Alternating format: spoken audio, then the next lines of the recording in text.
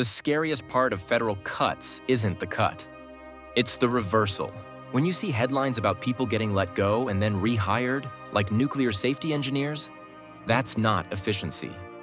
That's a system so thin it can't tell the difference between nice to have and don't touch that wire. And that same brittle logic ripples outward into your state.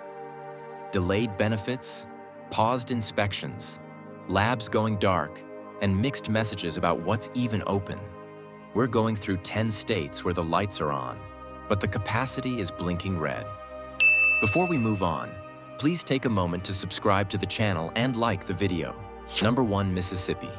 Mississippi is where a paperwork issue turns into dinner decisions. Because when benefits stall, it's not abstract, it's groceries. SNAP and WIC don't run on vibes.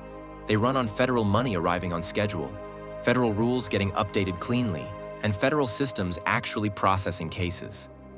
When that rhythm gets messed with, late guidance, reimbursement slowdowns, glitchy portals, state offices start improvising.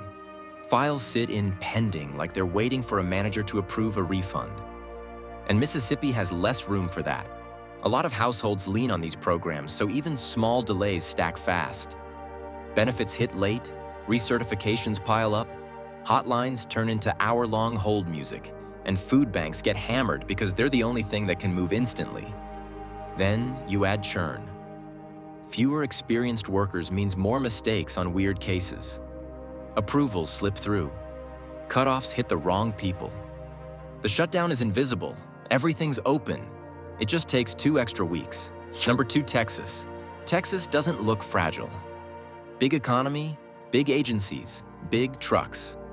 But here's the catch. A lot of disaster response is federal staffing you never see until it's missing. During severe Texas flooding around the 4th of July, NOAA and FEMA caught heat for being asleep at the switch. That's the tell. Forecasting, coordination, logistics, all of it runs through trained people answering phones, clearing dashboards, and pushing decisions through. Counties can pull people from the water. The state can open shelters. But debris removal reimbursements, emergency housing, and recovery dollars still have to crawl through federal approvals. If hiring freezes and churn thin the bench, you get voicemail tag instead of action. And the real danger isn't zero FEMA, it's half FEMA. Missing specialists means slower assessments and slower checks, so towns front costs like they're floating a mortgage. Then insurance fights start, rentals run out, and rebuilding drags. Number 3, California. California's supposed to be the cheat code. Money, talent, universities everywhere. So why would a federal staffing mess slow cancer and disease research here? Because the fragile part isn't the lab coat. It's the federal layer behind it. Federal labs, grant administration, and CDC-linked research networks that keep projects moving. When funding gets interrupted shutdown style, you don't hit pause and come back Monday. You lose momentum, samples, and sometimes whole lines of work. Timelines get wrecked in boring ways. IRB approvals stall. Animal colonies get scaled down. Reagents don't arrive or can't get reordered. Graduate researchers pivot to something stable. And if grant officers aren't available to approve changes, teams can't even adjust without risking compliance. Elaine Camark at Brookings calls it whiplash, and she's right. One week you halt, next week you restart, burning money and morale like a subscription you can't cancel. Number 4, Arizona.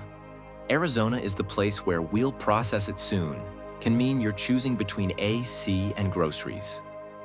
In extreme heat, timing isn't a feature. Timing is the whole program. Cooling help often runs through LIHEAP, a federal block grant program that sends about $4 billion to states to help around 6 million low-income households cover energy costs. States usually get 90% of their annual LIHEAP money in early November. When there's a federal funding lapse, that disbursement can get delayed, and Arizona gets stuck waiting while the heat keeps charging rent. Then the gears grind. Eligibility checks take longer. Utility vendors don't get paid fast. Outreach hits late, right when demand spikes. And with fewer trained staff, you get more paperwork errors, more rework, longer queues. Some help only counts if it arrives on time. Number 5. Nevada. Nevada sells itself as easy money. Tourists land, spend, leave. But here's the catch. That whole machine runs through federally staffed choke points. TSA and FAA aren't optional add-ons. They're the bouncers and the traffic cops. When hiring freezes, attrition, or chaotic shutdown whiplash hits, essential work still happens, just with fewer bodies and more burnout. During shutdowns, TSA and air traffic controllers can end up working without pay, and that's when sick calls spike and checkpoints close. We've seen how fast this turns ugly. In the October to November 2025 shutdown, air traffic controller absences temporarily halted flights at LaGuardia and delayed other major airports. That same vulnerability travels. Then the money leak starts. Fewer flights means fewer fees, delayed approvals, and conventions sweating timelines. One stalled security line can tax the whole strip. Number 6, Colorado. Colorado wildfires don't just need boots and helicopters. They need paperwork moving at the speed of smoke, and that's where things start breaking. You've got an interagency maze. Federal land managers, emergency declarations, hazard mitigation funding, and environmental reviews all stacked like a bad group project. When federal offices run short-staffed during funding lapses, non-essential permitting and review work can halt, and suddenly your prevention plan becomes a waiting room. Then the cascade hits. Hazard mitigation dollars arrive late. Controlled burn plans sit unsigned. Community rebuilding grants crawl because local agencies can't finalize anything without federal approvals from people drowning in churn and overtime. And no, you can't automate judgment. A form can't weigh fire risk against land trade-offs and safety calls. Colorado shows the real loss. You miss the window to prevent the next one. Number 7. New Mexico. New Mexico is where we fired them, then rehired them. Stops being a headline and starts looking like a process. That's not a process you want anywhere near nuclear safety.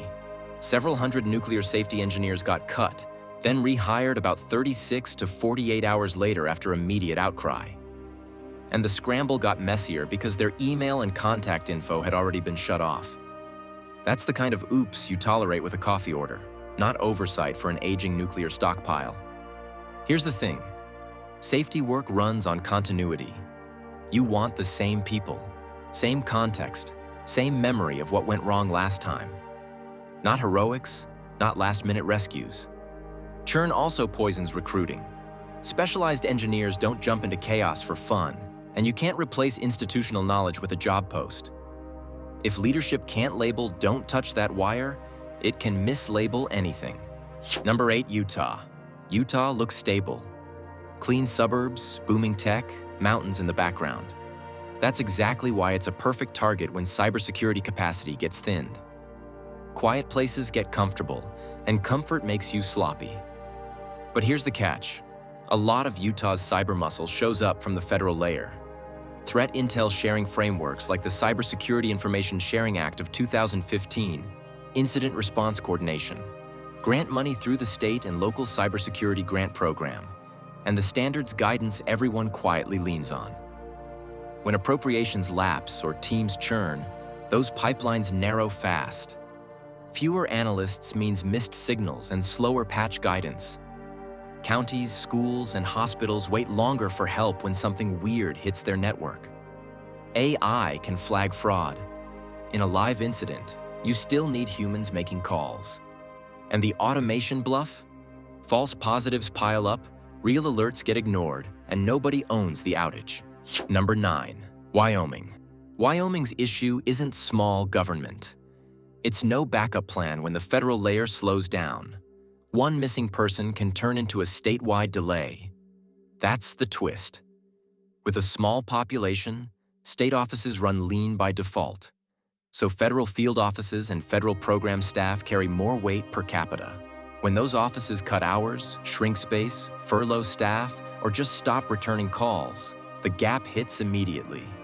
There's nobody waiting on the bench. Shutdown contingency plans keep some safety functions going, sure, but routine inspections, permits, and basic administrative processing pause or crawl. Backlogs don't stay on paper. They land on ranchers, small businesses, and local governments trying to keep projects moving. And the economic catch is brutal. Delayed permits and loans freeze investment. A GDP hit in miniature. Exactly what CRFB warns about. Number 10, Tennessee.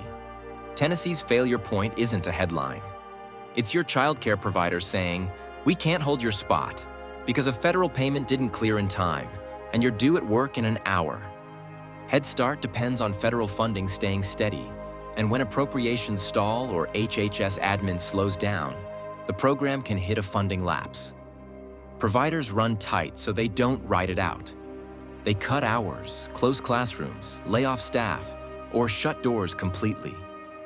Childcare doesn't have a rainy day fund. It has Tuesday's payroll. Then the second order hits.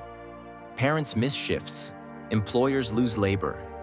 Paychecks shrink, rent gets late, utilities slide, and the same families end up chasing other assistance while those pipelines also move slower.